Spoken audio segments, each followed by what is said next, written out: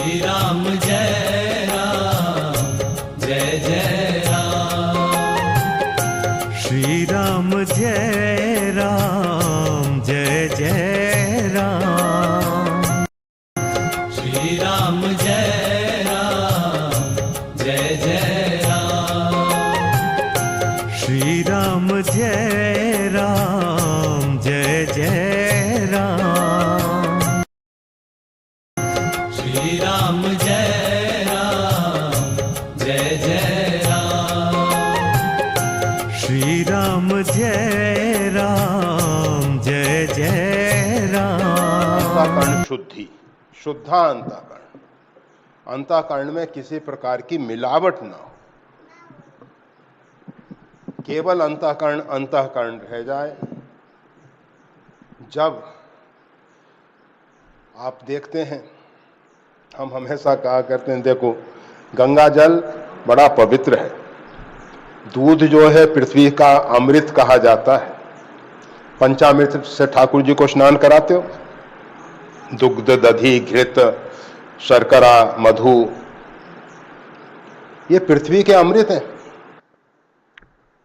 परंतु दूध में गंगा जल मिला दिया जाए तो वो दूध शुद्ध नहीं रहेगा, शुद्ध दूध नहीं है वो। वैसे प्रयागराज में वो दूध वाले क्या करते, कहा इसमें तुमने पानी मिलाया, कहा नहीं नहीं, जिसकी कहो उसकी सौगंध लेते हैं, हम पानी नहीं मिलाते हैं। किसी ने पूछा कि तुमको तो देखा था वहां, तो कहा वो तो हम गंगा जल मिला रहे थे इसमें। एक वो शारदा प्रसाद, पहले की बात है, जब हम सब कुंभ मेले में जाते थे, अभी तो बहुत सालों से प्रयागराज कुंभ मेले में तो गए ही नहीं है।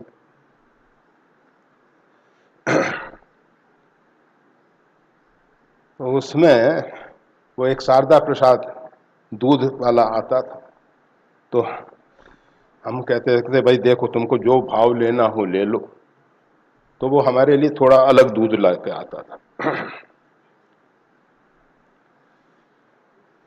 कहा कि हम शुद्ध दूध लाएं, तो एक दिन शुद्ध दूध ला के दिया महात्मा को, महात्माओं ने पिया, उनका पेट झड़ गया, पेट साफ हो गया। कहा कैसा दूध लाए, तो हम तो जितना वो डाइजेस्ट कर सकें उतना उसमें मिला देते हैं।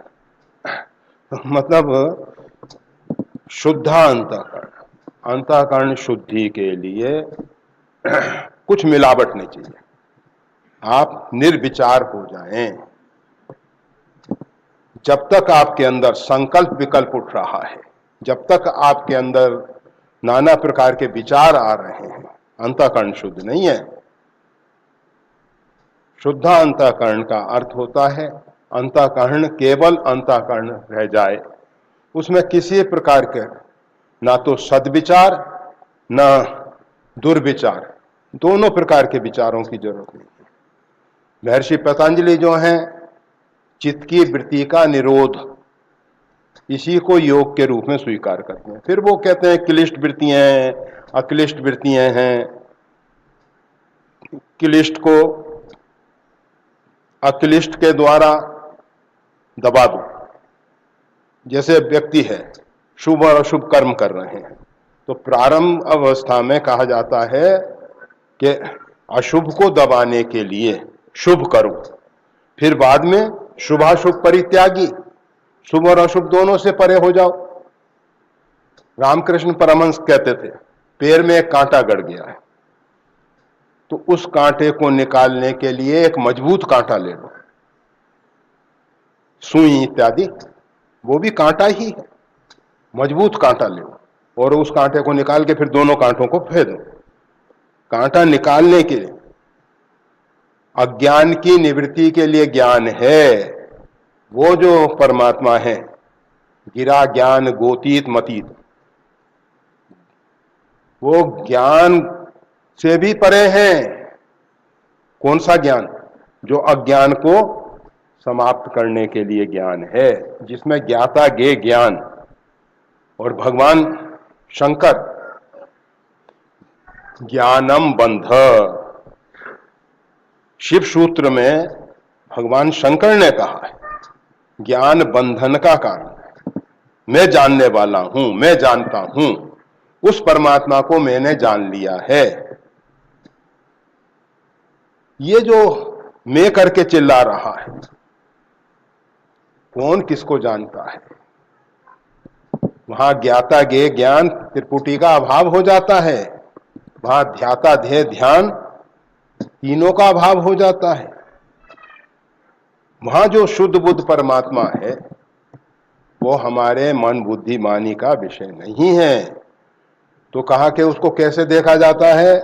तो कहा शुद्धा अंतःकरण करो पहले, अंतःकरण शुद्धि के लिए, और उसके लिए केवल एक ही उपाय है। अंतःकरण शुद्धि के लिए केवल एक उपाय है।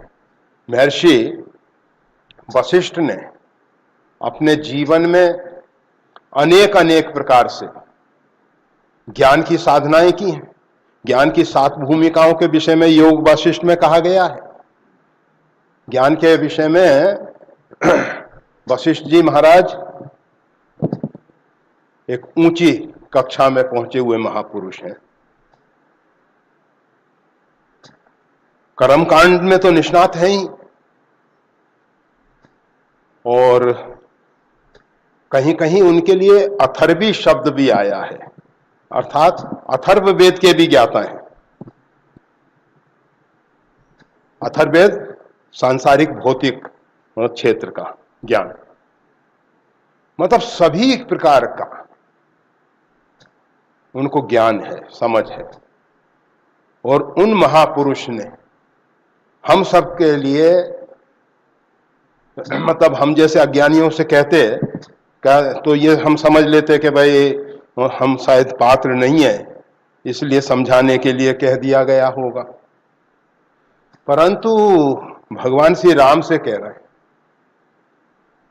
महर्षि वशिष्ठ जी जो हैं, ब्रह्म ऋषि वशिष्ठ जी, महर्षि वशिष्ठ जी, भगवान श्री राम से कहते हैं, प्रेम भक्ति जल बिन रघुराई, अभियंतर मल कबहू न जाई, कबहू न जाई। एकमात्र उपाय है प्रेमा भक्ति, और उसमें हम दरिद्र हैं, उसमें हम कंगाल हैं।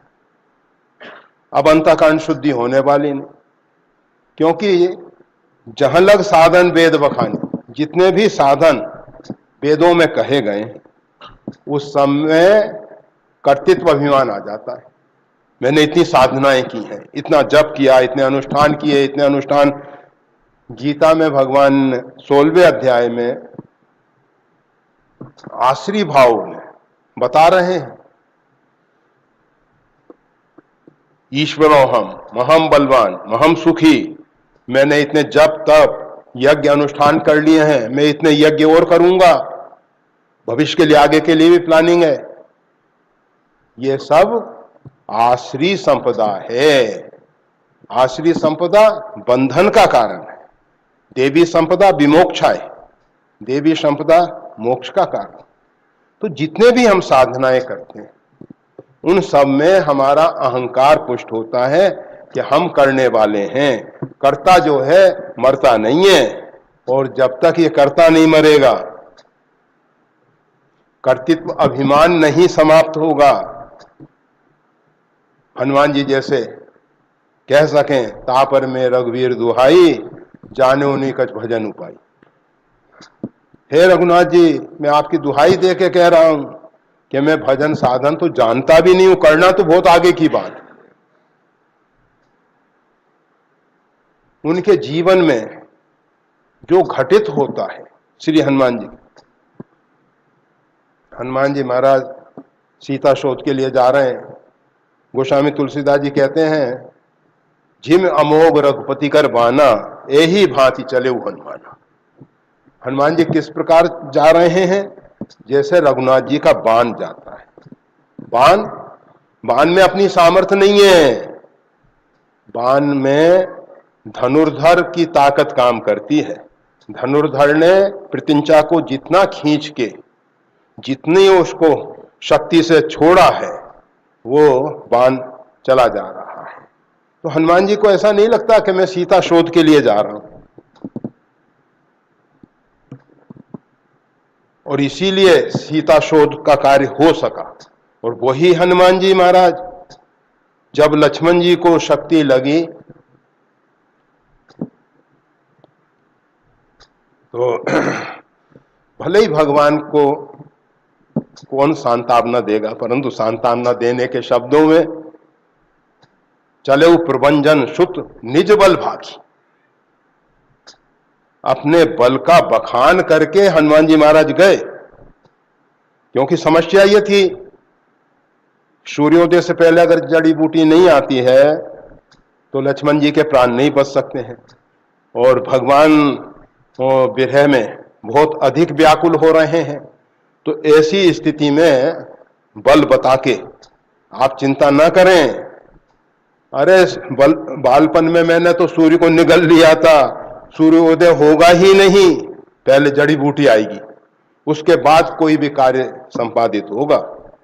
अगर उस सूर्य ने कुछ कुचेष्टा की उदित होने की तो मैं उसको पहले ही ठिकाने लगा दूंगा। तो कहने का मतलब यह है, परंतु कार्य में बाधा आई, प्यास लगी आई हनुमान जी महाराज को। अब सोचो, जो हनुमान जी महाराज सीता शोध के लिए जा रहे हैं, जब तक भगवती सीता का दर्शन नहीं होता तब तक उन्होंने जल पान इत्यादि कुछ नहीं किया, जबकि व्यवस्थाएं रास्ते में आ रही हैं। ते में ना खोई श्रम हारी, परंतु राम काज कीने बिन मोहि कहां विश्राम। तो हनुमान जी के अंदर कर्तृत्व अभिमान नहीं, और हम जैसे जड़ जीवों को समझाने के लिए उन्होंने लीला करके बता दिया कि अगर लेश मात्र अंदर से नहीं है, ऊपर से शब्दों में भी आ जाता है तो वो भी घातक हो जाता है, वो भी घातक हो जाता है। इसमें किसी प्रकार का समझौता करने की जरूरत नहीं। बहुत से लोग कहते हैं ये तो नैसर्गिक है, स्वाभाविक है, आता ही है। अरे आता ही है, दिन रात आते ही हैं, सर्दी गर्मी वर्षा आती ही है, परंतु हम उसको उस रूप में स्वीकार नहीं करते हैं। सर्दी आती है, ऊनी कपड़े पहन लेते हैं ठंडी को दूर करने के लिए, हीटर वगैरह लगा के। गर्मी आती है, कूलिंग के लिए चाहे एसी की व्यवस्था है, कूलर की व्यवस्था है, जो भी व्यवस्थाएं हैं हम करते हैं। बरसात से बचने के लिए बाहर निकलते हैं, छतरी लगा लेते हैं, रेनकोट लगा लेते हैं। ये मकान बिल्डिंगें किसके लिए बनाई हैं? इसी प्राकृतिक सर्दी गर्मी वर्षा इत्यादि से बचने के लिए हमने बनाई। इसको हम नहीं कहते कि ये सब स्वाभाविक है, इससे बचने का उपाय करते हैं, परंतु उस अहंकार के लिए कहते हैं हम तो ये तो स्वाभाविक है, आ ही जाता है, इससे कौन बचाए? अरे बचने वाले बच रहे हैं, उदाहरण है हमारे सामने। हनुमान जी महाराज एक मंद में मोह बस कुटिल हृदय अज्ञान, एक मंद में मोह बस, ज्ञानी नाम अग्रगण्य, जो ज्ञानियों में अग्रगण्य हैं उनकी गिनती ज्ञानियों में सबसे आगे होती है। ऐसे श्री हनुमान जी महाराज एक मंद में मोह बस और पुनः मोह के वशी, और उससे भी अधिक दर्द, उससे भी अधिक पीड़ा हनुमान जी को है। पुनि प्रभु मोहि विसारी, प्रभु मैं आपको भूल गया मोर न्याऊ। यह न्याय संगत बात है, जीव परमात्मा को भूल जाए ये तो न्याय संगत है ना। परंतु तुम पूछो कसनर की नाई, आप जो पूछ रहे हैं ये अन्याय है। आप सर्वज्ञ हैं, हनुमान जी महाराज इस प्रकार से भगवान श्री राम से वार्ता कर रहे। मैं जो पूछा नर की नाई, वो तो न्याय संगत है, और तुम पूछो कस नर की नाई। भगवान ने कहा, देखो तुम छद्म वेश में आए मेरे सामने, तुमने कपट किया, ये यथा मां प्रपद्यन्ते, जो मेरे को जिस भाव से भजता है उसके लिए मैं वैसा ही हो जाता हूं। तुमने छल किया, मेरी तरफ से भी छल है, मैं भी अपने को छिपा रखा हूं, तुम अपने को छिपा रखे हो। तुम हनुमान होके विप्र रूप धर वहां पहुंचते हो, अगर तुम अपने को छिपाते हो तो हम भी अपने आप को छिपाते हैं। भगवान के सामने हम सब जाएं, निश्छल होके जाएं, निष्कपट होके जाएं, और सही अर्थों में कहें तो मतलब सब आवरण, मल विक्षेप आवरण सबको दूर करके परमात्मा के दरबार में जाए। ये आवरणों की जरूरत नहीं है वहां, परमात्मा के दरबार में तो निरावरण पहुंचता है, निरावरण। तो हम कह रहे थे शुद्ध अंतःकरण की बात। अंतःकरण शुद्ध केवल भगवान की भक्ति से होता है, और भक्ति में अहंकार नहीं है। जब तक अहंकार है तब तक भक्ति नहीं है, और जब भक्ति है तो अहंकार नहीं। अहंकारी व्यक्ति भक्ति कर ही नहीं सकता, क्या भक्ति करेगा वो? हमारा अहंकार गलित होना चाहिए। प्रेम भक्ति जल बिन रघुराई, प्रेमा भक्ति के जल के बिना हम जितने भी साधन कर रहे हैं उनसे अंतःकरण शुद्ध नहीं हो सकता है। वो साधन है तो सही, कपड़े को साफ करने के लिए हम नाना प्रकार के डिटर्जेंट और भी अन्य केमिकल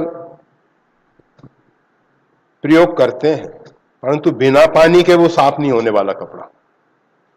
ये पक्की बात है। कपड़े पे आप कितना ही साबुन लगा दो, बिना पानी के होगा काम? नहीं होगा। और फिर भी अगर वो साबुन रह गया तो भी कपड़ा बेकार होगा।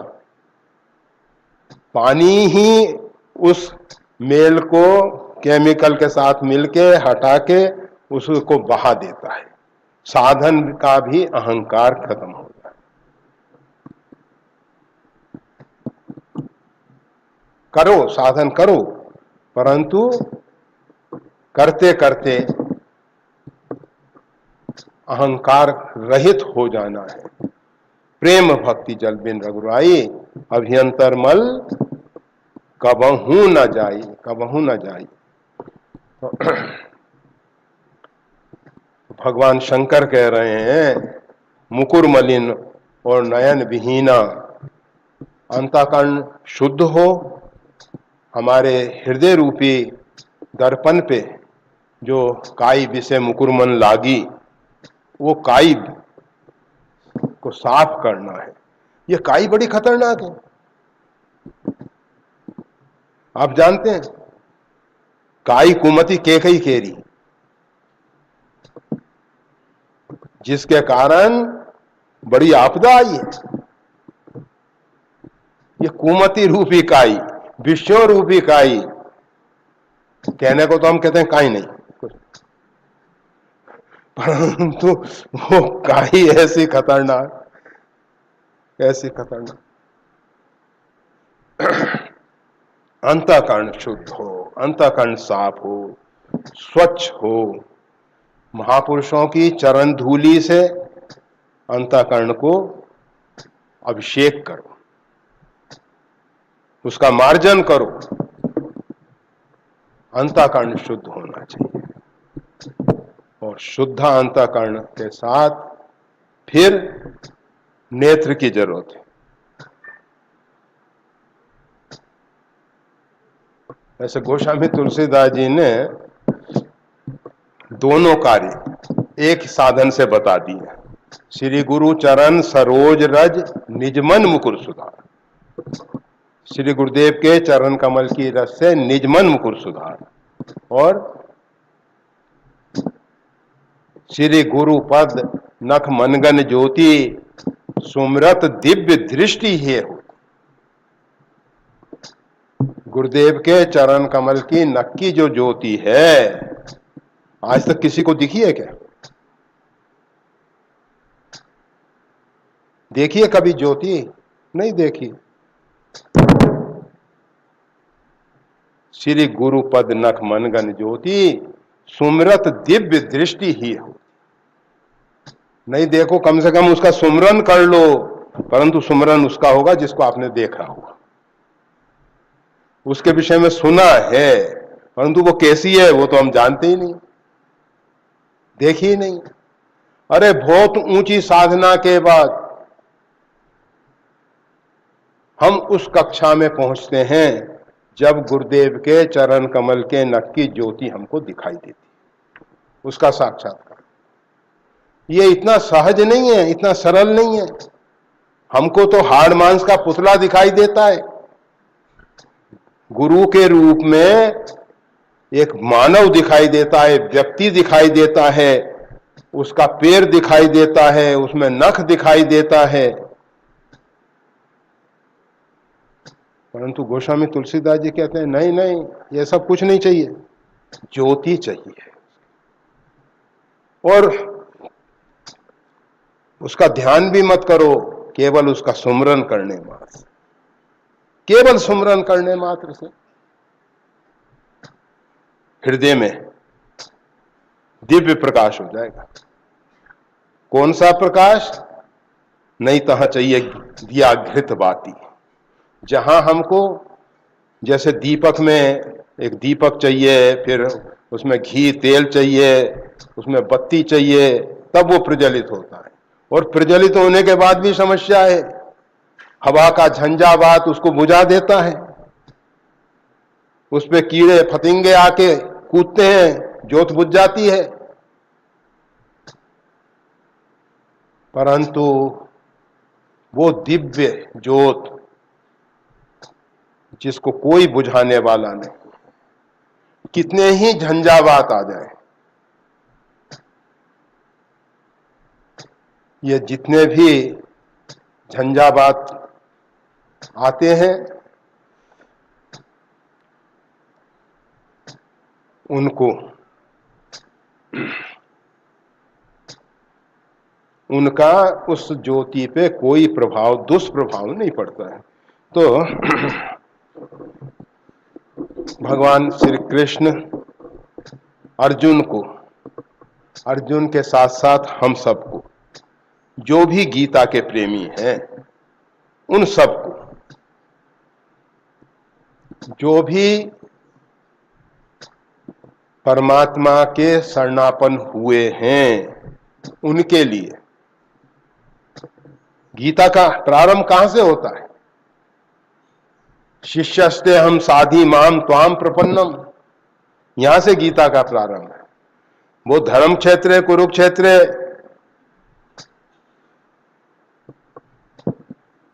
वो तो प्रसंग कहां का है, क्या है, किस स्थल पे ये घटना घटित हुई है, कहां। परंतु गीता का जो सही प्रारंभ है वो होता है जब अर्जुन विषाद योग के बाद, विषाद ग्रसित होने के बाद भगवान की प्रपत्ति स्वीकार करता है। प्रपत्ति स्वीकार करता है। अर्जुन कहता है शिष्यस्ते हम, मैं आपका शिष्य हूं,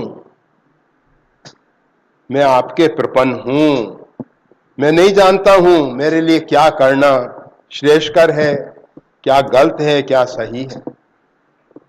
जब हम परमात्मा के सामने स्पष्ट रूप में स्वीकार कर लें कि प्रभु हम नहीं जानते हैं क्या सही है क्या गलत है, अंदर से अभी तो हम इतने ज्ञानी बने बैठे हैं कि हम सब कुछ जानते हैं, परंतु जब तक बुद्धिहीन तनु जान के अपने आप को हम अज्ञानी जान लें कि हम नहीं जानते हैं भगवान क्या सही है क्या गलत है, और भगवान की प्रपत्ति स्वीकार कर लें, बस वहां से गीता का प्रारंभ हो जाए। तो जिन व्यक्तियों ने उस कक्षा में प्रवेश कर लिया है वो सब का प्रतिनिधित्व अर्जुन कर रहा है। उस कक्षा में पहुंच जाने के बाद गीता समझ में आती है, उससे पहले गीता समझ में ही नहीं आने वाली। आप कितनी ही कोशिश करो, रोज इसका एक पाठ करा करो। हम सोच रहे थे गीता का पाठ करें, नहीं बड़े जो भी है। तो पुण्यो गंध भगवान समझाने की कोशिश कर रहे हैं। पवित्र गंध पृथ्व्याम, पृथ्वी में मैं पवित्र गंध हूं।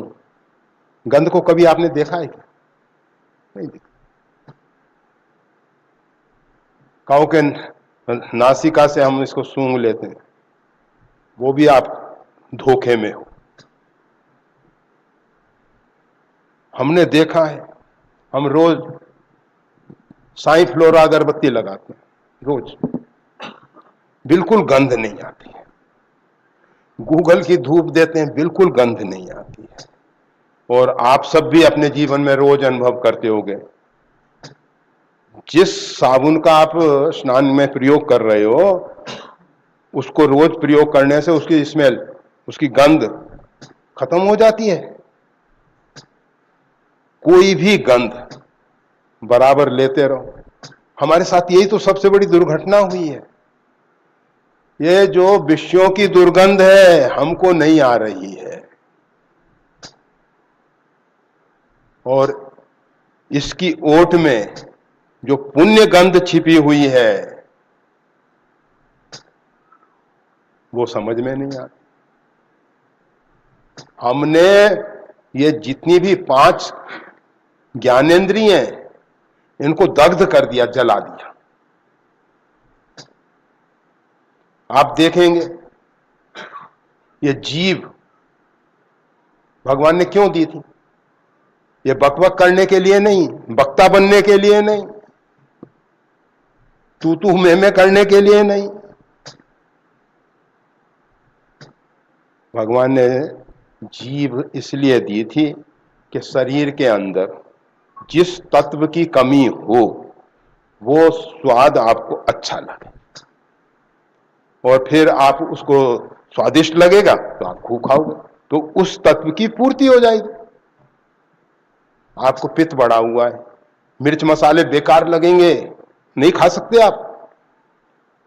पित्त बढ़ने पे मिर्च मसाले अच्छे नहीं लगेंगे आपको, क्योंकि उससे पित्त और बढ़ता है। तो जीव भगवान ने इसलिए दी थी।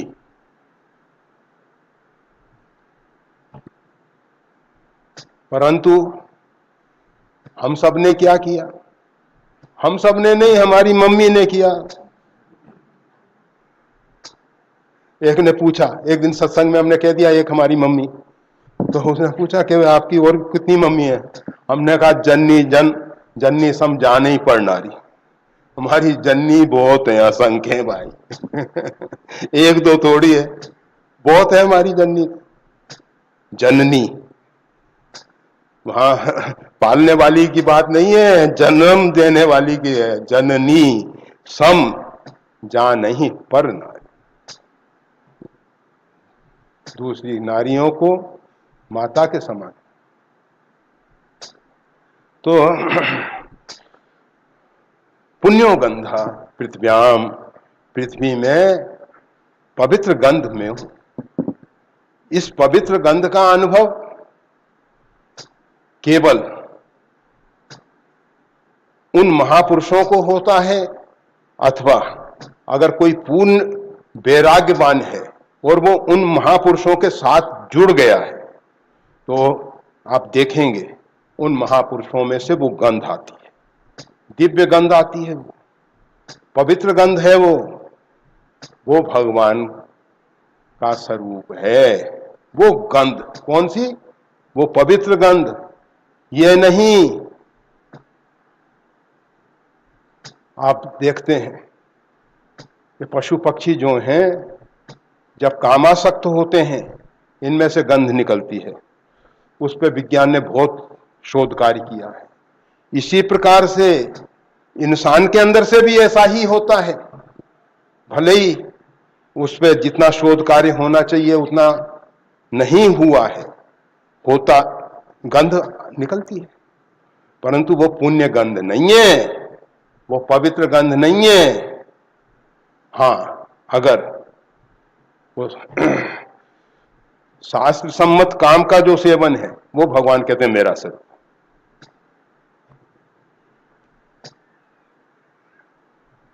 आज हमने उन पशु पक्षियों की गंध से अपना स्वार्थ हल करने के लिए उस जो ये जो कोशे वस्त्र है, कोशे वस्त्र रेशम, तो ये पहले क्या होता था, कीड़ा जो है रेशम का कीड़ा पालते थे और वो कोश बनाता था, और जब वो कोश पूरा बन जाता था तो उसको गर्म पानी में डालते थे और वो कीड़ा अंदर मरता था, और फिर वो कोश का सूत बना के, धागा बना के फिर वस्त्र इत्यादि। पर कहा कि इतने जीवों को पहले इकट्ठा करो और उनको खिलाओ पिलाओ और फिर बाद में मारो, फिर लाओ नए नए। ये धंधा तो ठीक नहीं, ये धंधा ठीक नहीं। उन्होंने इससे हिंसा के भय से नहीं, परेशानियों के भय से क्या किया, ये वो जो रेशम का कीट है, मेल और फीमेल सब में है, तो फीमेल के अंदर से जो गंध निकलती है वो उसकी मेल के मूंछों पे लगाती है।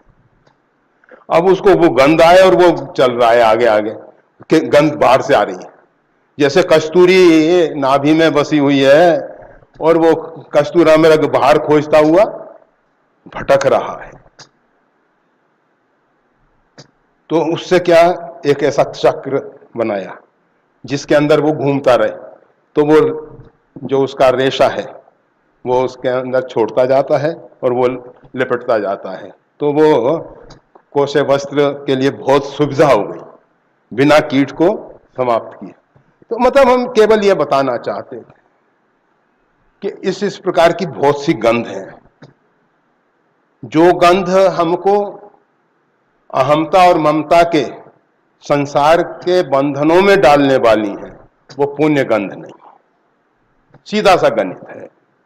और जो गंध हमको ऊर्ध्व गति की ओर ले जाने वाली है,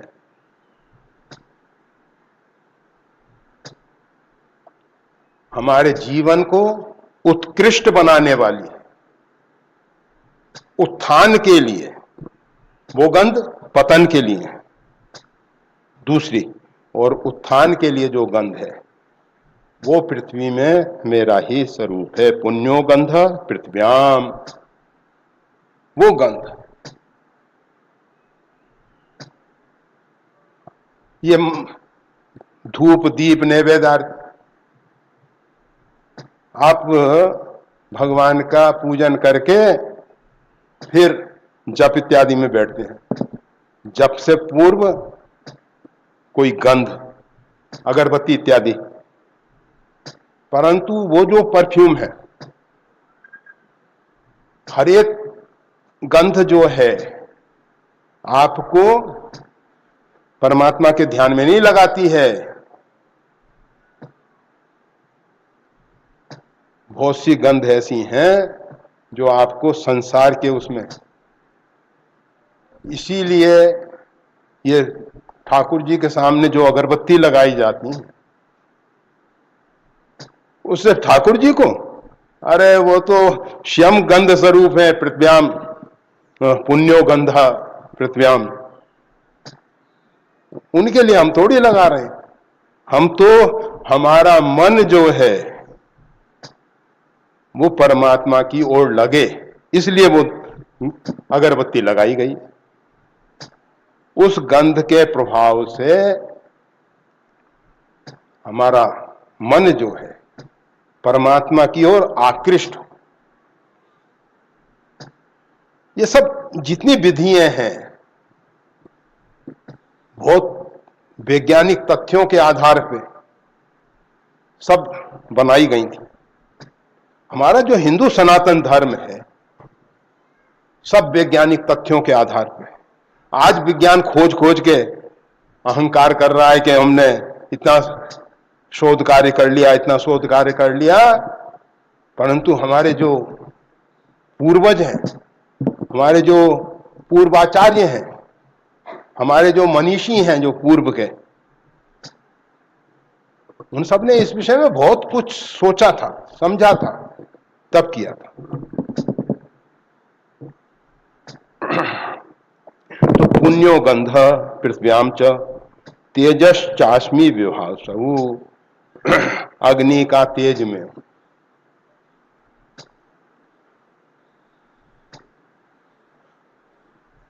देखा कभी अग्नि का तेज? अग्नि की ज्वाला देखी है आपने, और अग्नि की ज्वाला में जो भी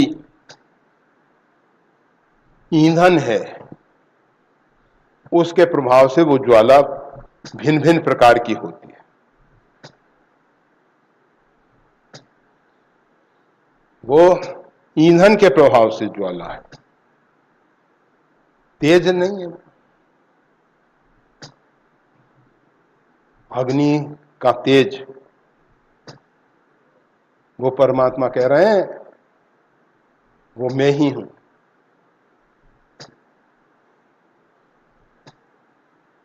आप आज बहुत तेज गर्मी पड़ रही है, वो गर्मी में है तेज, अग्नि में है तेज। स्पष्ट शब्द है तेजस चाश्मी विभावसु, मैं अग्नि का तेज हूं।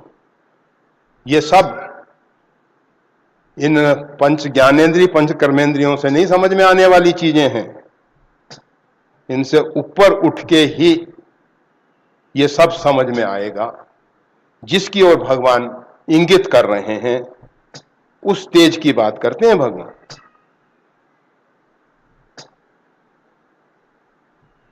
अग्नि मंद हो गई है, अग्नि तेज है, अग्नि में तेज है, कौन सा तेज है वो अभी हम नहीं जानते। वो भगवान का ही स्वरूप है, भगवान का ही स्वरूप है। और इन सबको जानने के लिए, समझने के लिए पहले ही सूत्र दे दिया गया, उसके अतिरिक्त जानने का कोई उपाय नहीं है। हमारे ऋषि महर्षि ध्यानावस्थित होके निर्विचार की स्थिति में प्रवेश करके ये सब रहस्य समझे थे, और उन्होंने कृपा करके हम सबको ऐसे आर्ष ग्रंथों के माध्यम से समझाने की कोशिश की है। जीवनम सर्वभूतेषु, हम सबका जो जीवन है, वैसे तो जीवन काल में आप देखते हैं, परंतु जीवन है क्या? जन्म और मृत्यु के बीच में कौन सी ऐसी चीज है जो हमको जीवित रख रखी है?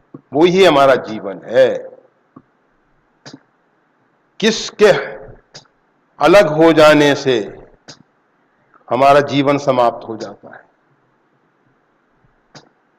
भोजन के समाप्त होने से नहीं, शरीर में भिन्न भिन्न तत्वों की कमी होने से नहीं जीवन समाप्त होता। केवल एक परम चेतना है जो शरीर से कार्य करना बंद करती है तो यह शरीर में जीवन समाप्त हो जाता है। तो जीवनम सर्वभूतेषु, सब प्राणियों का जीवन, भले ही हम उसके लिए आयु शब्द प्रयोग कर लें, ये कर लें, परंतु जीवन जिसके कारण हम जीवित हैं, नहीं तो यही मन बुद्धि शरीर सब हैं, वो परम चेतन अलग हो गया, जीवन समाप्त हो गया, कोई कार्य नहीं करता है। ये हाड़ मांस का पुतला ऐसा ही पड़ा रह जाता है, ऐसा ही।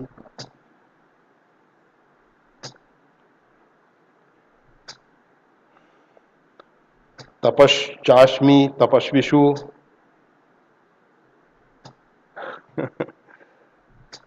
तपस्वियों का तप में हूं। भगवान कह रहे हैं तपस्या में नहीं हूं, तप में हूं।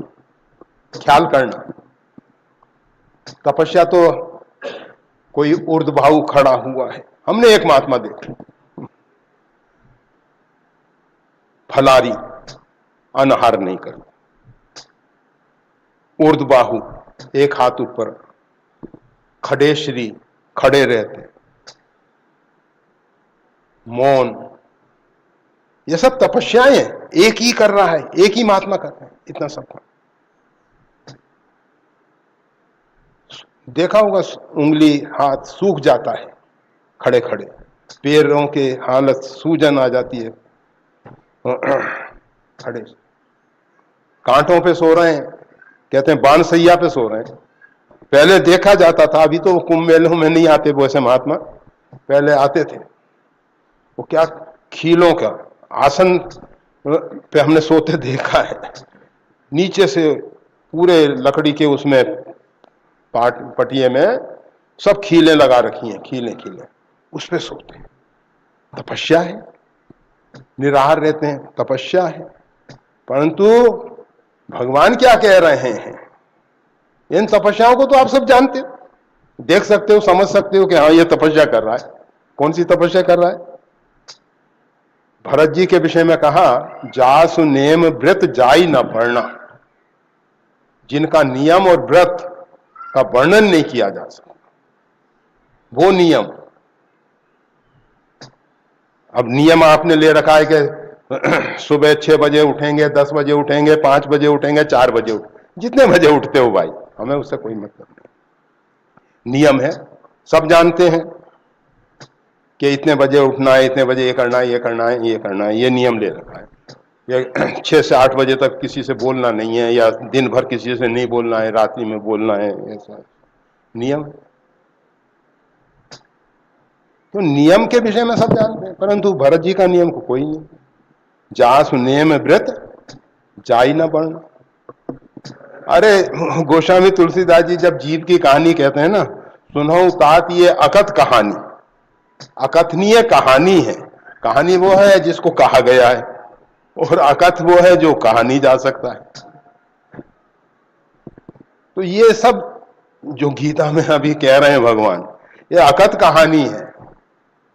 सुनाओ तात ये अकथ कहानी, ये कही नहीं जा सकती। तप, तप आधार सब सृष्टि भवानी, अस्तप काउना कीन भवानी। तप, तपस्वियों का तप में हूं, वो तप जो संपूर्ण सृष्टि का आधार है, वो तप की बात कर रहे हैं भगवान श्री कृष्ण। ये जो तपस्याएं हैं, पंचाग्नि ताप लेना, शीतकाल में जलधारा ले लेना, वर्षा में मेघडंबर, ये तीनों ऋतुओं की तपस्या। वाणी की तपस्या क्या?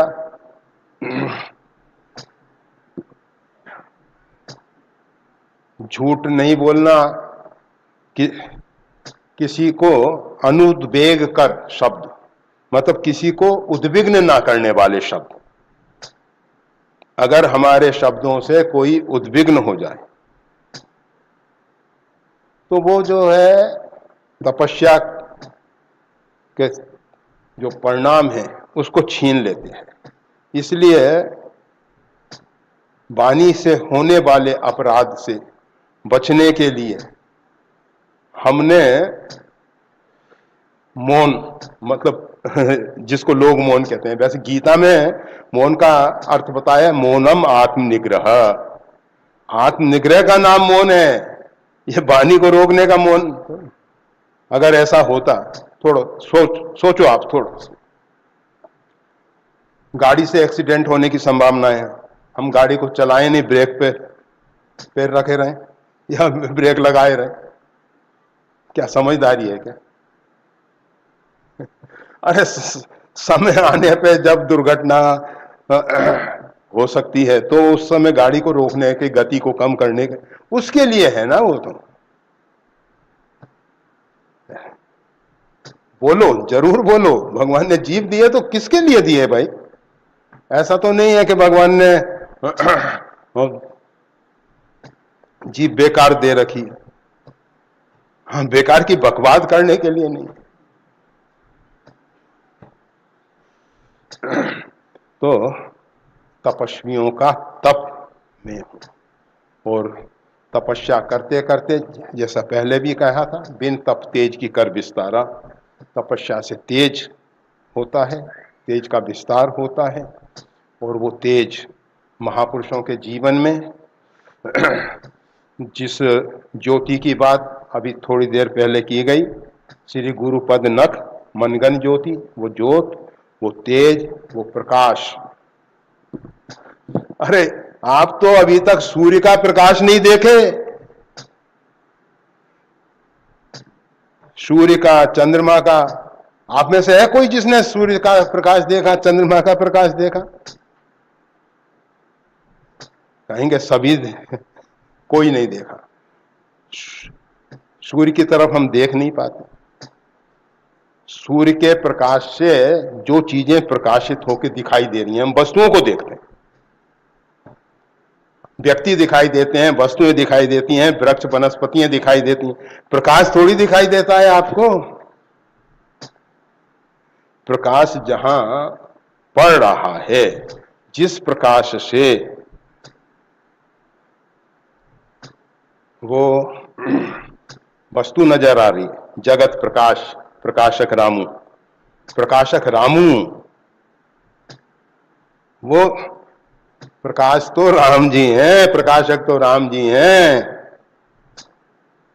हम तो उस प्रकाश के माध्यम से ये सब देख रहे हैं, प्रकाश को नहीं जानते हम। आकाश में शब्द में हूं, वो पहले कहा था ना, शब्दः खे, आकाश में शब्द में हूं। आकाश में शब्द भरे हुए हैं, ये अक्षरों मश्मी, इसका नाम है अक्षर। जिसका क्षरण नहीं होता, जो नष्ट नहीं होता, उसको कहते हैं अक्षर। ये सब शब्द हम अभी बोल रहे हैं, ये हमारी बात आप तक पहुंचने में कुछ समय लग रहा है, परंतु नष्ट नहीं हो जा रही है। आप हमारी शब्द को नष्ट नहीं कर सकते। हम कितने देर पहले बोले वो शब्द भी नष्ट नहीं हुआ, हजारों साल पहले बोला हुआ शब्द भी नष्ट नहीं हुआ। आज तो विज्ञान लगा है खोज में कि महाभारत के समय जो गीता कही गई उसको हम सुने, अर्जुन और उसका संवाद। अगर, क्योंकि शब्द जो है वो नष्ट नहीं होता, और नष्ट हो जाए तो वो परमात्मा का स्वरूप नहीं होगा। शब्दः खे, मैं आकाश में शब्द रूप हूं, तो वो शब्द नष्ट नहीं होता। प्रकाश को हम नहीं जानते, शब्द को हम नहीं, ना तो सुन पाते। देखो भरे हुए हैं इस वायुमंडल में सब जो बोल रहे हैं, सब शब्द है। और यहां से टकरा के वहां, वहां से वहां, वो तरंग के रूप में जो जीव, दांत, ओष्ठ, इनके माध्यम से हम एक ध्वनि प्रकट करते हैं शब्द के रूप में, वो तरंग के रूप में चली, और वो तरंग हमारे कान के पर्दे से टकराई, और जो पहले से प्रोग्राम सेट है मस्तिष्क में, तो हमने पकड़ लिया, ये शब्द बोला गया, ये शब्द बोला गया, ये शब्द। शब्द कभी नष्ट नहीं होता, अक्षर कभी नष्ट नहीं होता, वो सब इस वायुमंडल में जीवित हैं, सब जीवित हैं, पकड़ने वाला चाहिए। ये सब जो भी